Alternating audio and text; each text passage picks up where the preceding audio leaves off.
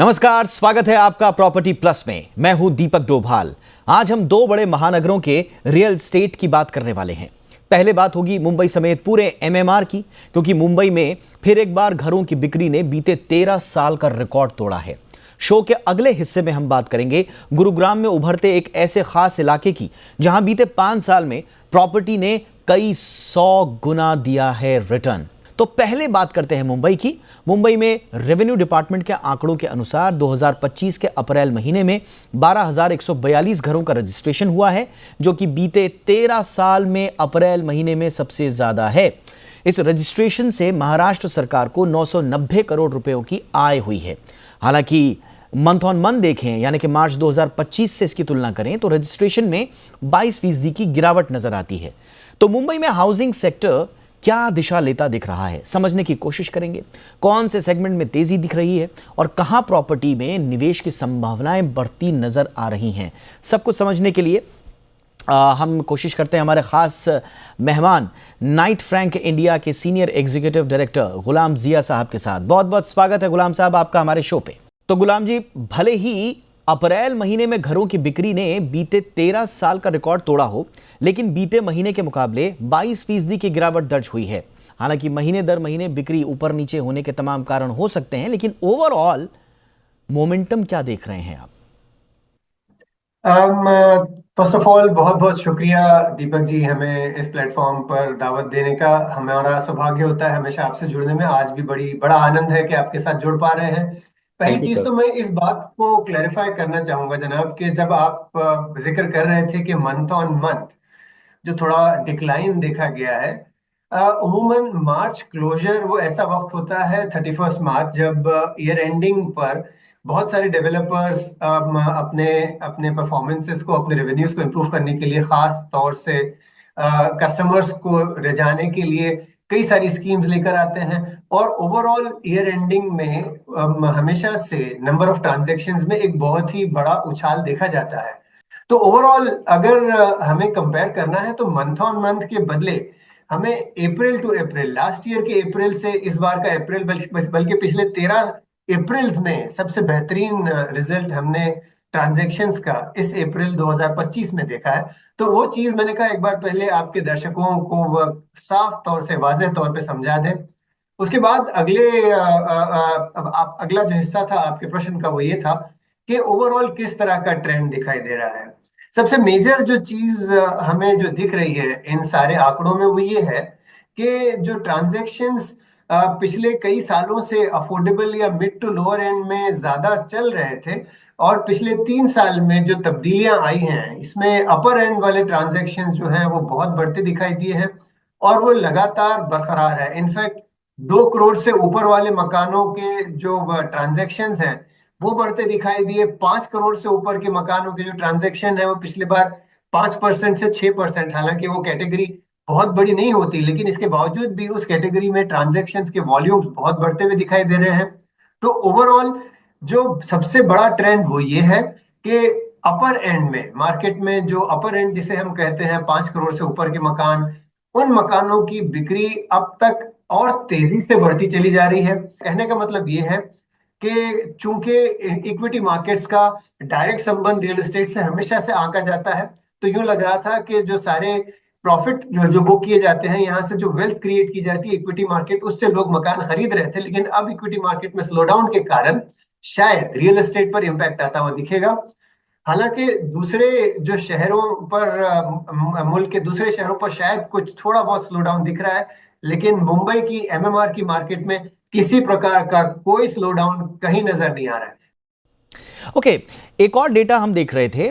इसमें इस साल जनवरी से अप्रैल के बीच घरों की बिक्री के जो आंकड़े हैं, मुंबई में करीब 53,000 घर बिके हैं।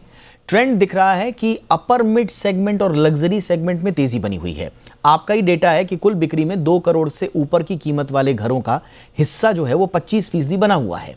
दूसरी ओर डेवलपर्स का फोकस भी इसी ओर है। तो क्या फैक्टर्स हैं जो लग्जरी घरों की बिक्री को सपोर्ट किए हुए हैं? पहले तो वहीं से शुरुआत करते हैं जहां आपके पहले प्रश्न के जवाब में मैंने कहने की कोशिश की थी कि जो डिमांड साइड के जो खरीदार हैं वो कौन है।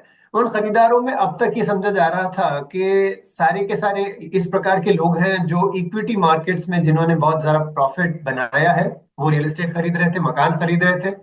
लेकिन उसके अलावा दूसरी सिमत जो काफी हमारे जो कॉर्पोरेट वर्ल्ड के सीएक्सओज हम जिसे कहते हैं, जो टॉप के लीडर्स हैं कंपनीज में जो काम करते हैं, फाइनेंशियल कंपनीज हों या इस प्रकार के और जो कॉर्पोरेट वर्ल्ड हैं, हेडक्वार्टर्स जो जिन कई सारी कंपनियों के जो मुंबई में हैं, तो इनके टॉप लीडर्स, बड़े बड़े जो प्रोफेशनल लॉयर्स हैं, डॉक्टर्स हैं, प्रोफेशनल्स वगैरह, ये वो लोग हैं जिन्होंने पिछले कुछ वक्तों में 3-4 सालों में अपने मकान मुंबई में खरीदे।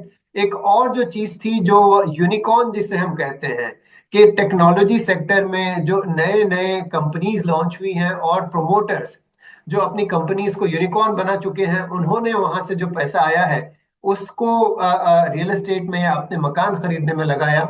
तो ये तो एक बहुत बड़ा ट्रेंड है सप्लाई साइड से, लेकिन इस सब के दरमियान एक चीज तो तय है, और वो ये कि ये सारे लोग वो हैं जो मकान खरीद रहे हैं अपने जाती इस्तेमाल के लिए। अगर हम उसे अनुवाद करें तो ये समझ लें कि हम आज सोसाइटी को ये दिखाना चाहते हैं कि हम एक बहुत बेहतरीन मकान में रहते हैं, बेहतरीन सोसाइटी में रहते हैं, एक लाइफस्टाइल हम लोगों के सामने रखना चाहते हैं। तो वो जो एस्पिरेशन है, उस एस्पिरेशन के चलते प्रोडक्ट के प्राइसेस भी बहुत शूट अप हुए हैं और लोग आज मुंह मांगे दामों पर मकान खरीद रहे हैं। और इस कारण से चूंकि वहां पर प्रॉफिट मार्जिन भी ज्यादा है, जाहिर सी बात है डेवलपर जो ये बिजनेस के लिए ही, कारोबार के लिए ही इस इंडस्ट्री में है, उसको ये चीज दिखाई दे रही है। तो पिछले 3-4 सालों में डेवलपर्स ने लग्जरी और अपर एंड में इतने ज्यादा प्रोडक्ट्स लॉन्च किए हैं कि हर सिमत, हर तरह की ऑप्शंस और चॉइसेस मौजूद हैं। तो ये ओवरऑल सिचुएशन है मिड से अपर एंड ऑफ द हाउसिंग का, जहां पर किसी प्रकार का कोई स्लो डाउन आता हुआ इस समय नहीं दिखाई दे रहा। All right, so price point के आधार पर क्या पूरे एमएमआर में यही ट्रेंड है कि लग्जरी या अपर सेगमेंट में बिक्री ज्यादा है, या स्थिति कुछ अलग है? सेगमेंट वाइज क्या रेशियो है एमएमआर रीजन में? लग्जरी केवल लोकेशन पर आज निर्भर नहीं करता। लग्जरी एमएमआर के कई सारे मकामात पर आज लग्जरी और हाई एंड मकान बन रहे हैं और बिक रहे हैं। यही मैं आपसे थोड़ी देर पहले कह रहा था कि डेवलपर्स ने भी ये रियलाइज किया है, उन्हें ये चीज समझ आ गई है कि लोकेशन से ज्यादा आज कंज्यूमर हर जगह पर अपने हिसाब से एक बेहतरीन लाइफस्टाइल चाहता है।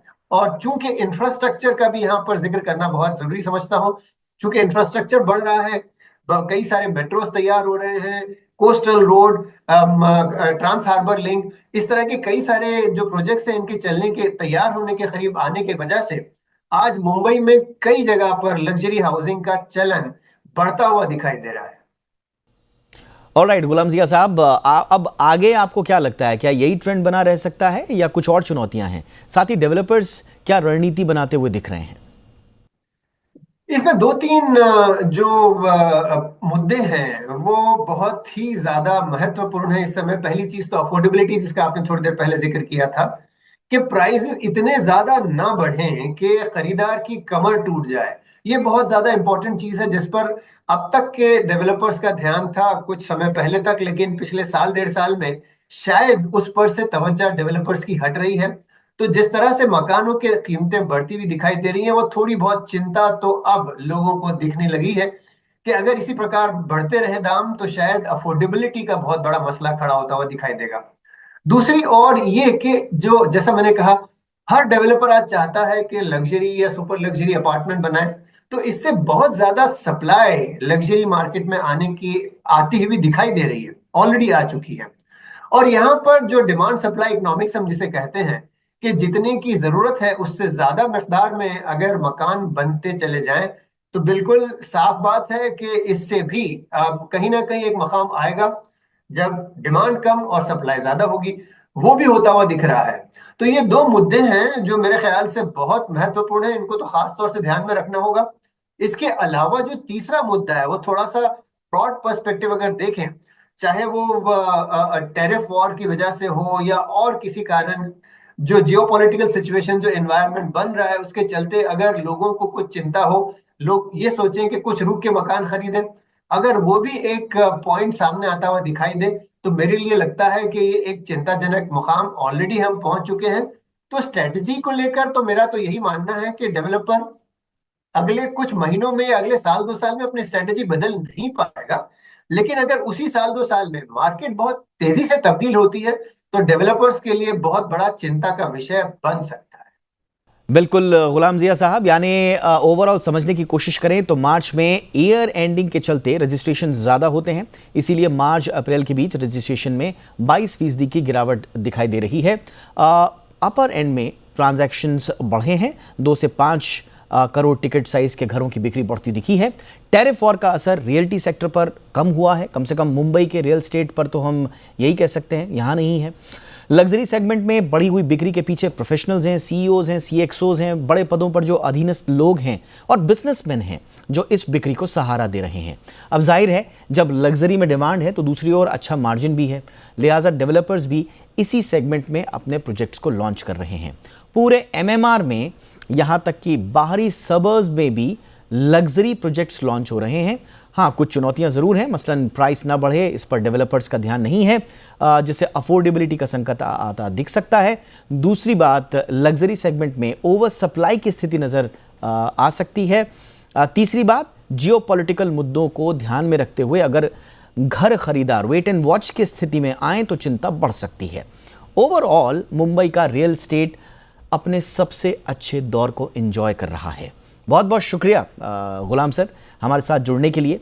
एक छोटे से ब्रेक के लिए रुक जाते हैं, ब्रेक के बाद बात होगी गुरुग्राम के खास हिस्से की जो बीते कुछ सालों में डेवलपर्स और घर खरीदारों के फोकस में आया है और दावा है कि इस इलाके में लोगों ने 500% तक का रिटर्न कमाया है।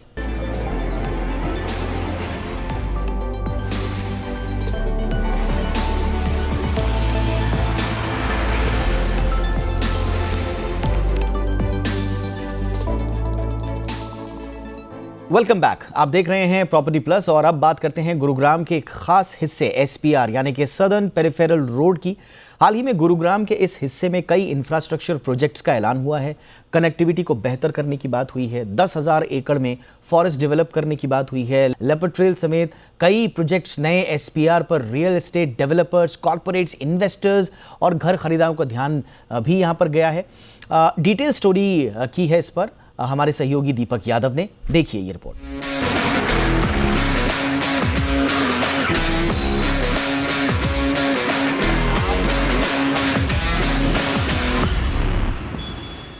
एक शहर जो लग्जरी रियल एस्टेट के रूप में अपनी पहचान कायम कर चुका है। एक शहर जहां उस पूरे रीजन के करीब 50% घर बिकते हैं। एक शहर जो टॉप मल्टीनेशनल ब्रांड्स की पसंद बनता जा रहा है। एक शहर जो टॉप इंफ्रास्ट्रक्चर डेवलपमेंट की वजह से फ्यूचर सिटी के तौर पर उभर रहा है।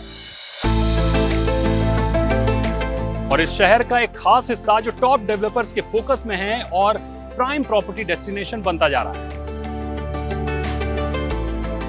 आज के इस एपिसोड में हम बात करने वाले हैं लग्जरी प्रॉपर्टी डेस्टिनेशन गुरुग्राम की और गुरुग्राम में भी एसपीआर की यानी सदर्न पेरिफेरल रोड की। क्यों लगातार इस डेस्टिनेशन पर डेवलपर्स का फोकस बढ़ रहा है, क्या एप्रिसिएशन यहाँ पर हो रहा है, पिछले कई सालों में किस तरह का प्रॉपर्टी लॉन्च हुआ है, ओवरऑल समझेंगे एसपीआर के बारे में। गुरुग्राम के दिल में बसा एसपीआर कई वजहों से फोकस में आया है। इसके पीछे सबसे बड़ी भूमिका रही है कनेक्टिविटी को और बेहतर करते अपकमिंग इंफ्रास्ट्रक्चर की। एसपीआर आने वाले टाइम में एक बहुत ज्यादा सेंट्रल लोकेशन बनने वाली है, क्योंकि ये एब्सोल्युटली सेंटर में है। On one side Dwarka expressway है, एक साइड पे गोल्फ कोर्स एक्सटेंशन है, तीसरी साइड पे न्यू गुड़गांव है और चौथी साइड पे सोना रोड है। सो इस लिहाज से ये मोस्ट सेंट्रल लोकेशन बन के आने वाली है आने वाले टाइम पे। तो बड़ा सवाल यह है कि आखिर एसपीआर ही क्यों? अगर हम इसे भौगोलिक रूप से देखें तो एसपीआर गुरुग्राम के सेंट्रल पॉइंट में आता है, हार्ट ऑफ द सिटी है। और सबसे इंपॉर्टेंट चीज़ अगर हम देखें तो बहुत सारा इंफ्रास्ट्रक्चर डेवलपमेंट हो चुका है। अपकमिंग इंफ्रास्ट्रक्चर डेवलपमेंट जो होने वाला है उसके बाद एसपीआर की रूपरेखा पूरी तरह से बदल जाएगी। और सबसे इंपॉर्टेंट पॉइंट कि ये एक कमर्शियल हब के तौर पर उभरता हुआ नजर आ रहा है।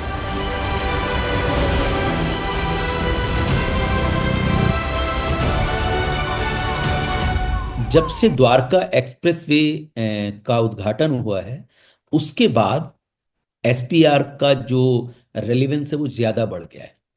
अगर आप देखें जो एक सीपीआर है जो साउदर्न पेरीफेरी रोड के साथ में लगता हुआ है, जो कनेक्टिविटी करता है सीधे द्वारका एक्सप्रेसवे से दिल्ली मुंबई एक्सप्रेसवे तक, मुझे लगता है उसने एक बहुत अहम भूमिका निभाई है इसके अंदर। क्योंकि यहाँ पर जो पोजीशन, जिस तरीके से कमर्शियल डेवलपमेंट हो रहा है, उससे लगता है कि मुझे भी कि मैं काफी ऑप्टिमिस्टिक हूँ इस चीज को लेके कि ये जो साउदर्न पेरीफेरी रोड के बारे में जो बातें की जा रही हैं, ये रियल में बहुत बड़ी एक नया डेवलपमेंट निकल कर आएगा। अगर आप देखिए रिसेंटली एक जो एमएक्स का जो बिल्डिंग है, वहां पर काफी बड़ा ऑफिस स्पेस उनका अभी ओपन हुआ है, जिसमें लगभग 10,000 से ज्यादा वर्कफोर्स जो है वो काम कर रही है। और एक एयर इंडिया का जो ऑफिस है वो भी वहां ओपन हुआ है। और आने वाले वक्त में इसी तरीके के बड़े डेवलपमेंट और भी दिखाई देंगे। जाहिर है, जब कोई इलाका डेवलपमेंट की नजर से फोकस में आता है तो प्राइस एप्रिसिएशन का फायदा सबसे ज्यादा उन्हें मिलता है जिन्होंने निवेश को बुनियादी स्तर पर किया होता है। रियल एस्टेट सेक्टर उन बुनियादी निवेशों में सबसे अहम है। जितनी प्राइस अप्रिसिएशन पिछले 5 साल में एसपीआर में आई है और कहीं पर भी नहीं आई है, ये प्राइस अप्रिसिएशन लगभग 500% से अधिक है लास्ट 5 इयर्स में। और यहाँ पे अगर आप एम्प्लॉयमेंट जनरेशन की बात करें तो टीसीएस ऑलरेडी यहाँ पे है। अमेरिकन एक्सप्रेस ने 10 लाख स्क्वायर फुट बहुत पहले ले लिया था और उनका पूरा हेडक्वार्टर्स वहां से ऑपरेट हो रहा है। एयर इंडिया ने 6 लाख स्क्वायर फुट ले लिया है। लगभग 80,000 लोग अब एसपीआर पे ऑलरेडी काम कर रहे हैं, टॉप मल्टीनेशनल एग्जीक्यूटिव्स के। अगर आप एसपीआर के अपार्टमेंट कॉम्प्लेक्सेस को देखें तो आने वाले टाइम में यहाँ पे जो लॉन्चेस हुई हैं पिछले 5 सालों में, वो लग्जरी की तरफ हुई हैं। और एवरेज साइजेस जो आप गुड़गांव के लें वो लगभग 2600 स्क्वायर फुट जाके पड़ते हैं अगर आप वेटेड एवरेज साइज ले पूरे गुड़गांव का।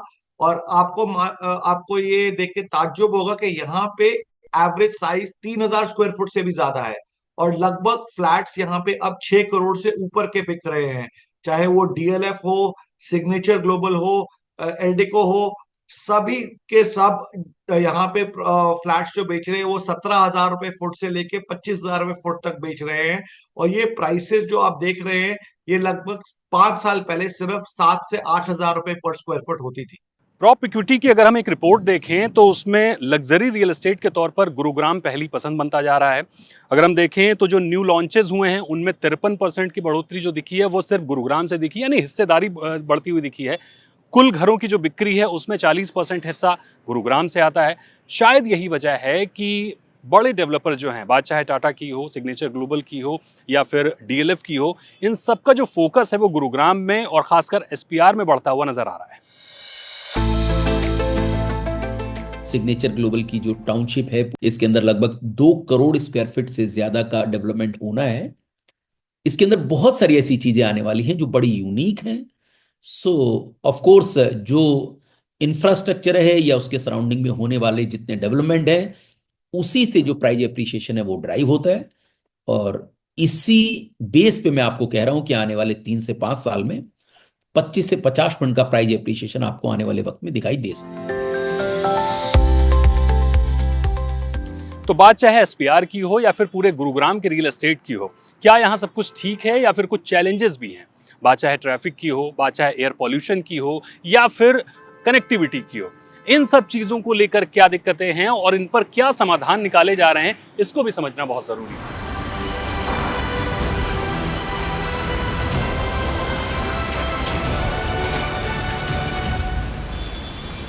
AQI लेवल के अंदर गुरुग्राम में ये one of the best areas में डिफाइंड है। और एक दो चीजें और भी अगर मैं इसमें ऐड कर दूं, देखिए कभी भी कोई जब कस्टमर अपना घर खरीदता है तो वो देखता है कि इसके सराउंडिंग में जितनी भी और एमिनिटीज हैं, लाइक चाहे स्कूल्स हैं, चाहे हेल्थ केयर से रिलेटेड हैं, वो भी जो सारी एमिनिटीज हैं उसके सराउंडिंग में हैं। आप जितने भी बड़े स्कूल हैं, चाहे जीडी गोयनका की बात करें, चाहे शिवनादर की बात करें, चाहे कुमार मंगलम की बात करें, तो वो मुश्किल से 10 मिनट के ट्रैवल टाइम में अवेलेबल हैं। अगर हेल्थ केयर की बात करें तो जो मेडिसिटी है मेदांता, वो भी इससे 10 से 15 मिनट के ट्रैवल टाइम पे है। तो ये सारी की सारी चीजें ऐसी हैं जो इस लोकेशन को कहीं ना कहीं खास बनाती हैं। और ऑफ कोर्स जो AQI वाली बात आपने कही है वो बिल्कुल जेन्युइन है कि यहाँ पर, क्योंकि इससे अगर आप 10 किलोमीटर के से कुछ आगे चले जाएं तो अरावली जो है वो दिखाई देने लग जाती हैं। माना कि SPR की स्ट्रेटेजिक लोकेशन और अपकमिंग ग्रीन डेवलपमेंट सरकार के प्रयास NCR की एयर क्वालिटी को और बेहतर कर सकते हैं, लेकिन अगर 1% गुंजाइश रखें कि सरकार वायु प्रदूषण की दिशा में पुख्ता कदम नहीं उठा पाई तो इलाके की प्रॉपर्टी पर प्राइस एप्रिसिएशन का कितना असर पड़ेगा?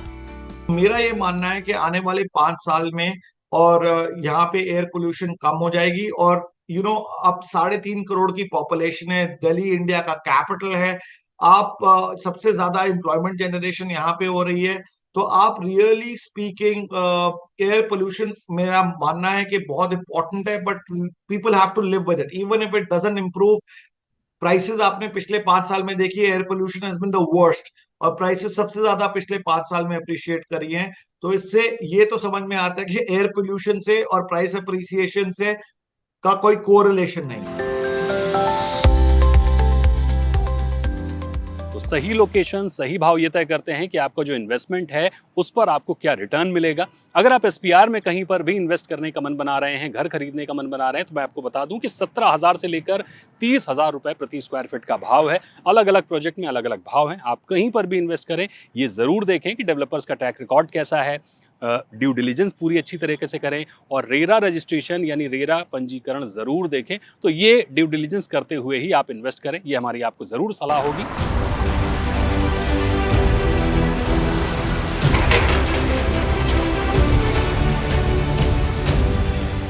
तो आज प्रॉपर्टी प्लस में इतना ही। आपकी कोई राय या सवाल हो तो हमें जरूर बताइएगा। यहां रुकते हैं छोटे से ब्रेक के लिए। आप देखते रहिए जी बिजनेस।